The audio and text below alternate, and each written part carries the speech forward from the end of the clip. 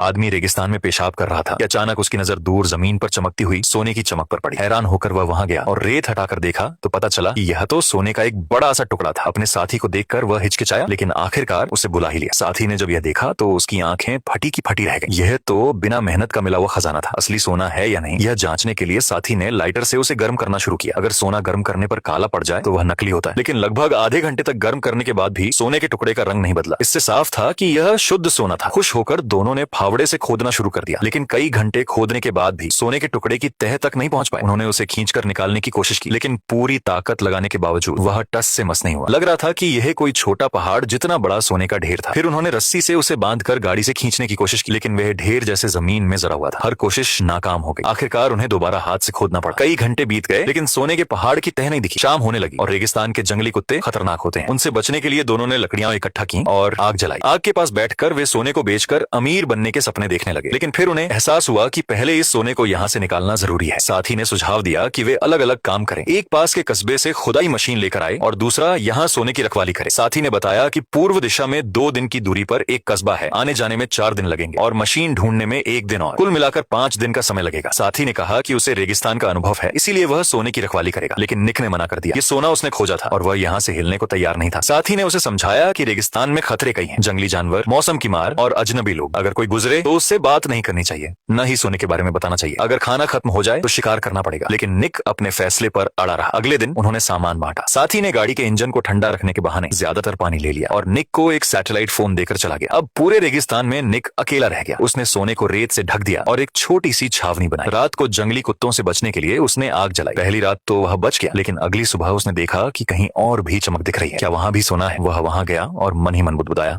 अचानक उसने देखा कि वहां एक जर्जर हवाई जहाज का मलबा पड़ा था। करीब जाकर जांच की तो पता चला कि यह एक बेहतरीन आश्रय स्थल हो सकता है। अंदर का इंसुलेशन भी बहुत अच्छा था, लेकिन जल्द ही वह बेचैन हो गया, क्योंकि यहाँ से उसका सोने का पहाड़ दिखाई नहीं दे रहा था। अपने कीमती खजाने के पास लौटने के लिए उसने हवाई जहाज के पुर्जों को अलग अलग करना शुरू कर दिया और उन्हें अपने कैंप तक खींच कर ले गया। थोड़ी मेहनत के बाद उसने अपने लिए एक बेहतर ठिकाना बना लिया। अब जब सोना उसके सामने ही था तो उसे थोड़ी राहत मिली, लेकिन चिलचिलाती धूप और जमीन का तापमान इतना अधिक था कि उसका माथा और गर्दन फफोलों से भर गए। टहलते हुए वह सोने के पास पहुंचा और उसकी चमक देखकर उससे रहा नहीं गया। उसने जोरदार प्रहार करके एक टुकड़ा तोड़ लिया। जैसे ही वह सोच रहा था कि इसे लेकर भाग जाए, उसके साथी ने सैटेलाइट फोन पर बुरी खबर दी। गाड़ी का इंजन खराब होने की वजह से उसे और 1 दिन की देरी हो गई थी। निक ने उसे बताया कि उसने सोने का एक टुकड़ा तोड़ लिया है और शायद उन्हें इसी से संतोष कर लेना चाहिए, लेकिन लालची साथी पूरे पहाड़ पर नजर गड़ाए हुए था। उसने निक को वहीं डटे रहने का आदेश दिया। रात होते ही रेगिस्तानी जंगली कुत्ते और भी आक्रामक हो गए। जान बचाने के लिए निक को मशाल लेकर उनका सामना करना पड़ा। पूरी रात की जंग के बाद जब कुत्ते भाग गए तो निक थक कर चूर हो चुका था, लेकिन लगातार धूप में तपने की वजह से उसकी त्वचा जल चुकी थी और दर्द के मारे उसे नींद भी नहीं आ रही थी। खाना खत्म हो चुका था और प्यास से बेहाल निक ने आखिरी बचे पानी की ओर देखा। तभी उसकी नजर एक छिपकली पर पड़ी। भूख से बेकाबू होकर उसने उसे पकड़ने की कोशिश की, लेकिन असफल रहा और इस कोशिश में उसका पानी का बर्तन भी गिरकर खाली हो गया। अगले दिन जब वह हवाई जहाज से और पुर्जे लेने गया तो उसने देखा कि दूर से एक महिला उसकी ओर आ रही है। डरकर वह जल्दी से मलबे के अंदर छिप गया और सोने के टुकड़े को छुपा दिया। फिर बाहर आकर उसने खुद को एक सामान्य यात्री के रूप में पेश किया। महिला को हैरानी हुई कि कोई इतने सुनसान इलाके में क्या कर रहा है। उसने निक को खाने के लिए कुछ देने की कोशिश की, लेकिन निक का मन नहीं था। फिर महिला ने अपना पानी का घूंट भरा और जानबूझकर आवाज निकाली, जिसे सुनकर निक की प्यास और बढ़ गई।